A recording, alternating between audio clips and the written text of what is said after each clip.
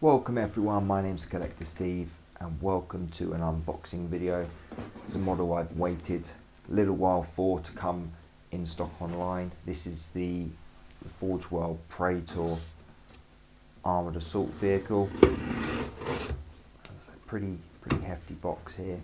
I'm sure most of it will be packaging inside.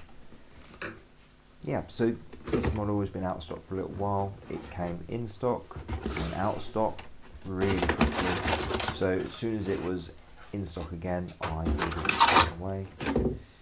Invoice there, just cover that up. I don't actually think there's anything that incriminating on there. So this model, the Praetor Armoured Assault Launcher, will set you back £156.50, which is a considerable amount for basically a large tank model. However, I've been looking through the Model Masterclass books by Forgeworld. This model was in there. I loved how they painted it. And if you look on I've just recently posted a painting showcase of the test model. So my plan with this model is to essentially paint it as per they have it on their website and in the Model Masterclass books. So yeah, in a fairly large box here, it's quite heavy. Of course, it's not called Forgeworld anymore on their website. It's just called expert level. So let's see what we got here. This is the first time I actually opening this box on camera, so this was new to me as well. So we have a bag full of the big bits. Everything looks okay from here. There's the Emperor does protect. A bag full of smaller bits. There's no real tiny bits with this kit. And then we have what I suspect to be the tracks and the side panel elements all wrapped up there. I'll open them up in a minute. And so we have a packing receipt here. This was packed by BMO on the 17th of September, and I've had this sitting in my study for a week, so this was made pretty recently, this one. And like I said, if it keeps going in and out of stock, then that's a pretty clear indication that it's been recently made. Some tips on how to model with resin. I'll be making a video of this from start to finish. And 2 pages of instructions. If you can really call them instructions, they're not instructions at all. They're just, I think, just close-up pictures of what to do. So, all right, I've got open the bubble wrapped elements, which was 3 parcels. Let's take a closer look at these. Yep, pretty well cast. These are like the track guards go on each side there. Fairly similar pieces, not identical but fairly similar. They look pretty good. Some slight tidy up to do there. I say I do like the Forgeworld kits. I do like the modelling aspect, but if anything's glaringly wrong, I will send it back. Most stuff you have to expect a considerable amount of cleanup with these kits, just generally. I've not heard anything that terrible about this particular kit. And yeah, I was not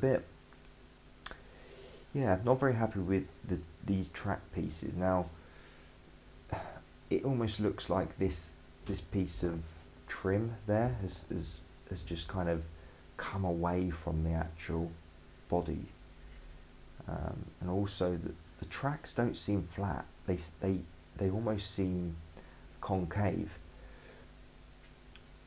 Pretty easy fix. I mean, I'm thinking as I'm looking at this, hot water and then just pushing against a flat surface.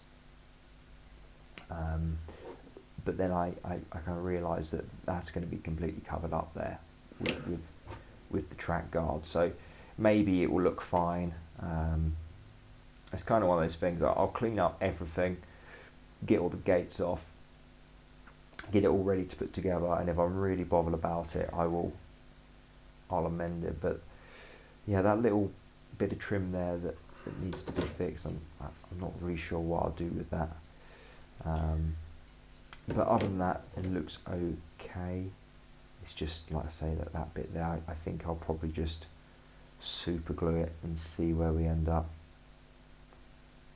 Again, not the cleanest track pieces there, and that is the front. So that's a piece I may send back. With the track bits and that piece coming away, I might send it back for a replacement. A little bit of clean up there. I do like this patina the resin seems to have here. It kind of gives it a real world metal effect. A little bit of track snapped off there, but it is the inside. I'll see if I can find that in the box. But yeah, it is the inside. No one's gonna see that, so that's fine. Again, the concave, I don't know if you can see it. It's kind of just a thing that might bug me. I think once it's made and put together and painted, I'm going to be snowing up the tracks. It won't really be that visible. Now this is the larger piece. Oh, I found that little piece of track. There it is. I have saved it. Whether I put it on or not, no idea, but at least I have it. So this is the bag of the larger pieces here. And first impressions, really good. Everything looks well cast. It's in that matte style resin. This is a very old, what do they call it?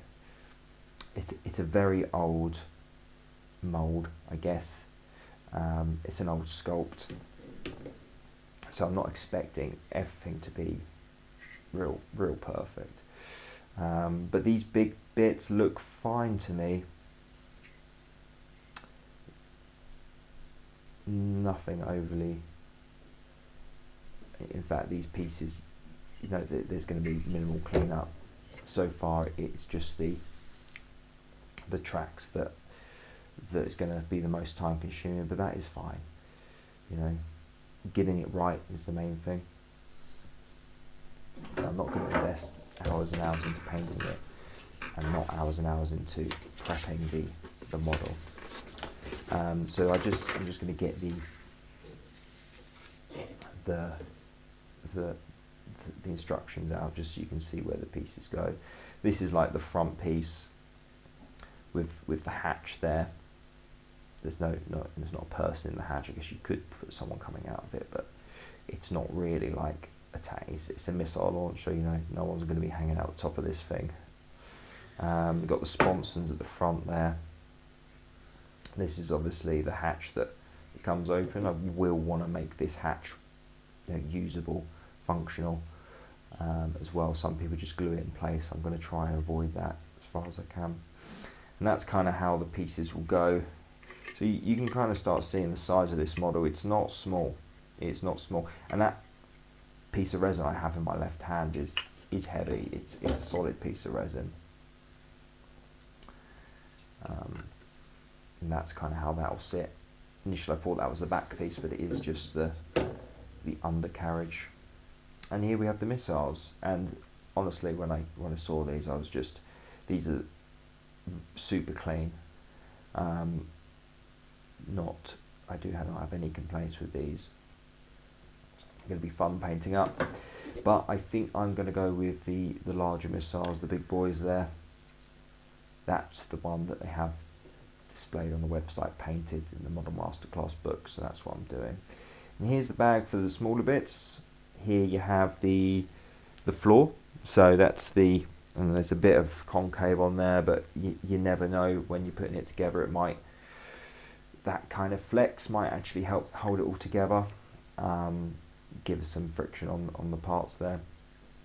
But yeah, really nice. Got the floor there. I will be painting up the interior even if you don't see it at all. But yeah, so little door section. I imagine this is the door section at the back.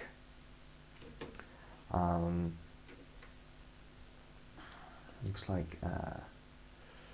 like there's a sponson there. That's what that little round piece of resin is what the sponson will attach to and go inside the turret to help it spin. I guess it will spin. I think it probably will do slightly. And then you've got that little bit of tank track there that will hide the gate, which is cool. They never used to have this apparently. This is like, probably in the last sort of 4 or 5 years they've been putting this in. I don't know. I mean, I've seen some other kits before, they don't have that. You just have to literally clean up the track that it's on. When did they put that in? If someone knows, please comment below. Couple of missiles there to put inside the missile hatch, depending on what you're going for. There's the little piston there. I will try and make this, like I said earlier, I will try and make this actually functional as best I can. So that's that. We have exhaust section here, a little bit of a radar, because we need to know where we're firing those missiles at. Probably my favourite internal. I really love internals on tanks, and I love the fact that they include them with these. But you've got the servo skull there, which is awesome. I might kind of do a glow effect on that. It's just a cool piece to paint up. We'll be able to do that sub-assembly as well. So this is everything laid out. I'm pretty happy with the cast generally. I may send that track piece back to Forgeworld for a replacement. So they're usually pretty good about this kind of thing, and they will send me a replacement back. Thank you everyone for watching. Please comment down below.